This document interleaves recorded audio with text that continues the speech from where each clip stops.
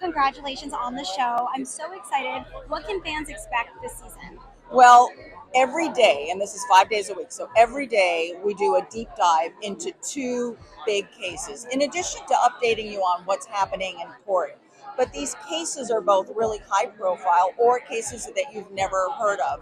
And I think that we are really giving a voice to survivors, to victims, their families. I always try and say survivors more than victims because it's a way of reclaiming your power, especially in a situation where someone has taken something from you so vital, whether it is your health, your safety, your life, the life of a loved one. Um, and I think it's really important that we hear them and that we hear the survivor stories. And you really are a voice for the voiceless and for those who have survived these terrible incidents.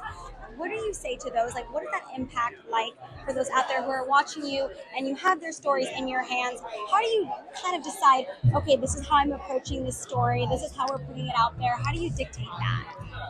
Well, I'm always honored and deeply touched by a family member or a survivor who sits down to tell me their story.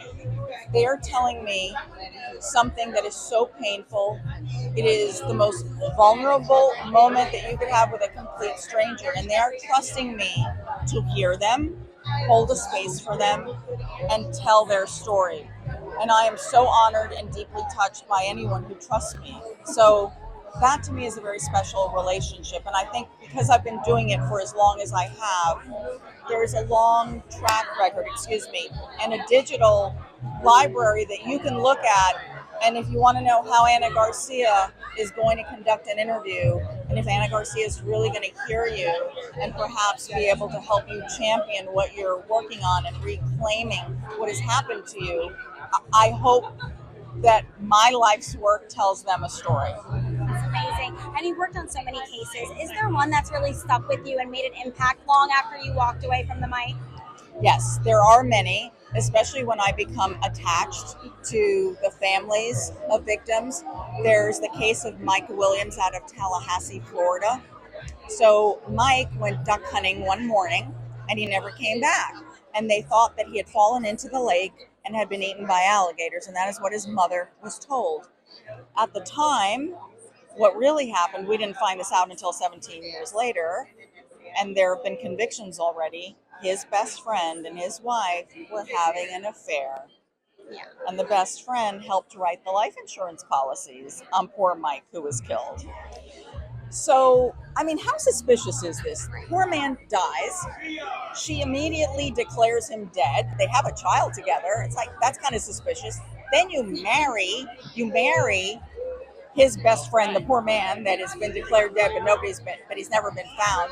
Then you collect the insurance on this. Like, does this not seem suspicious? Yeah. But yet it took 17 years to finally crack that case and find where Mike Williams was buried. And I became close with his mother, Cheryl Williams, and we talk regularly. In fact, when not Milton, the hurricane, but when Hurricane Helene was headed to Tallahassee, I called her. I couldn't get her on the phone, but because I know so many people in her life who keep tabs on her, I was able to get an update about that she had been moved.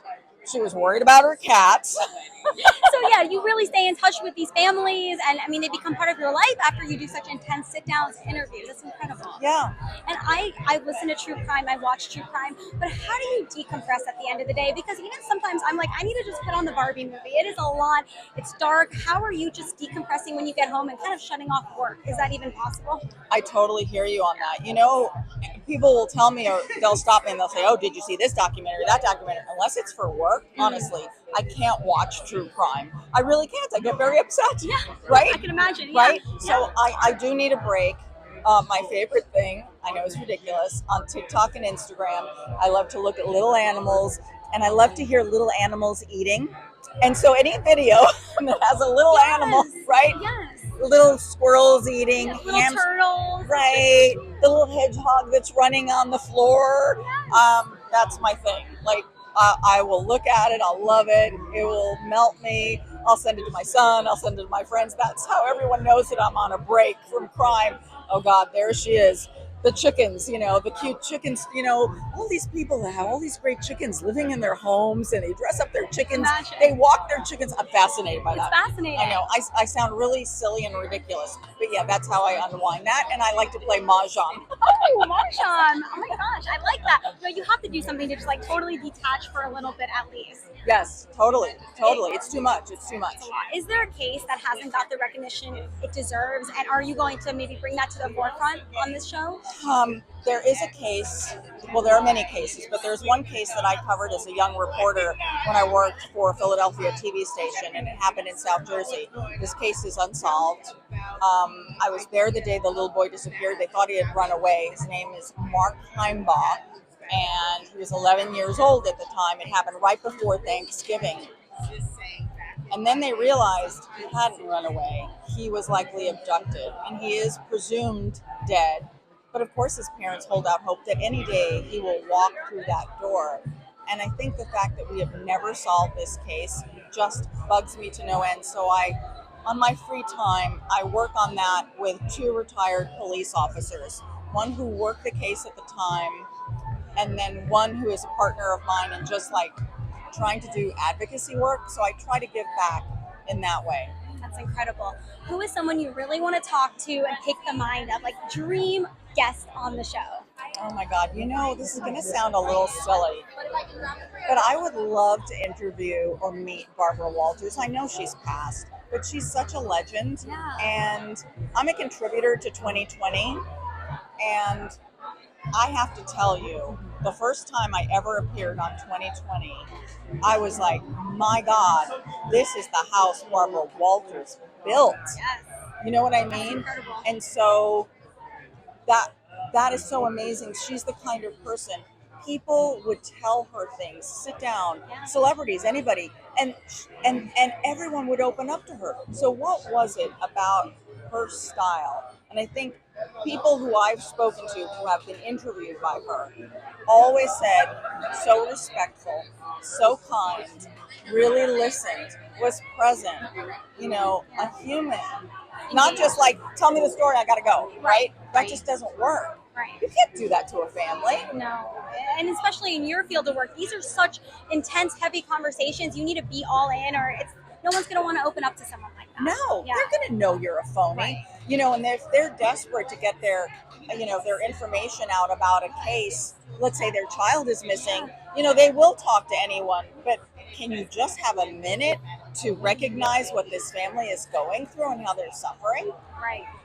Okay, I have to ask, the Menendez brothers. I know. What are we thinking about this? I actually watched some Lifetime movies back when I was growing up, and I always thought the abuse part of it, it was something made up by the defense. That's kind of how they portrayed it in the media. Yes. So watching it now as an adult, I'm like, wow, this was so real. It's so heartbreaking to hear both sides, having these brothers speak from prison. What do you make of the case, and what do you make of Monster?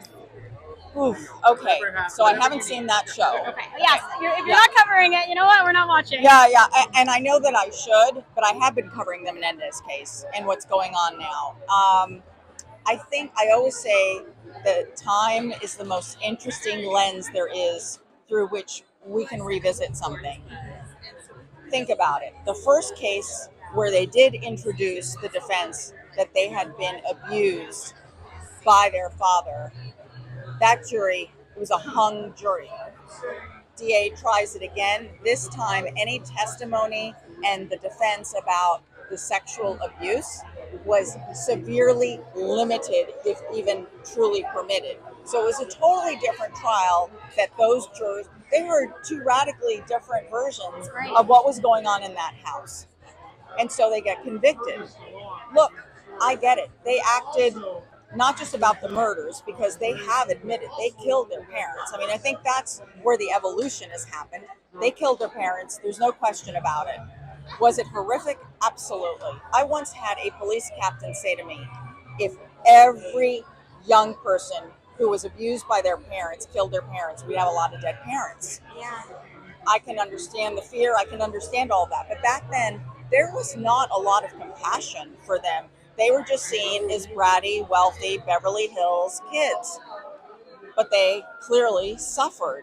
So I think Had that trial occurred now, with the way we are more sensitive to the abuse of children, to understand and have that context, I think the trial perhaps would have had maybe a different outcome. Maybe it would have been manslaughter. I mean, they were sentenced to life in prison without the possibility of parole, and they've been in prison for about 30 years. They're in their 50s now. So what I appreciate is this movement. You know, the prosecutors, the former prosecutors, and people who are diehards who don't want to hear this, you know, they're discounting what they call the TikTok movement. You know what? The TikTok movement in the Menendez brothers case is valid. You have several generations that have never heard of this case who have a different perspective on it, and they have a different view of what they believe justice is. And they're looking at justice through a current lens. And so I think we should revisit it. They say that there's new evidence. There's the letter that was written from Eric to his cousin 9 months, right? 9 months before the murders, referring to how frightened he was, that he didn't want dad coming to his room anymore, all of that. That's clear evidence. Then you have one of the former members of the boy band, Menudo, saying that he was sexually assaulted by Jose and Menendez, their father. A very similar and independently told story. So I think it's worth revisiting. And I think that Kim Kardashian's essay on her perspective and her opinion on this case is so well done. She's asking people to have some compassion and think of justice for these two people. Look, should they be released? I don't know that answer. I really don't. If this is truly going to be manslaughter, then maybe yes, 30 years is enough. I can tell you this from my experience. I have seen convicted child sex offenders who also have killed children. There's a case out of Texas, sentenced to 30 years. He walked after 11. That is not justice.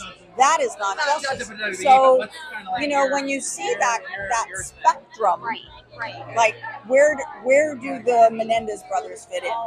I think we should have a discussion about it. I really do. And I am so grateful to the chorus on social media, whether it's TikTok or Instagram, wherever anyone has decided that they want to have we're having a conversation on social media about what everyone thinks is right. It's after I listen to true crime podcasts, I go on Reddit and I see everyone's theories of the crime, because it just gives you a different perspective of, oh, and this was now told and that was now told. Or I go on TikTok and just hearing what the public has to say gives you a different way to think about the case, as I feel like I'm learning about the Menendez brothers for the first time, even though I grew up obviously hearing about the case, listening to it. So it's incredible. I totally agree with you. Exactly. I'm so excited for your show. Thank you so much for spending with me. It was such a pleasure. Such a pleasure. So nice to talk with you. Yes, Thank you you too. I'm such a big fan. So thoughtful. Thank you.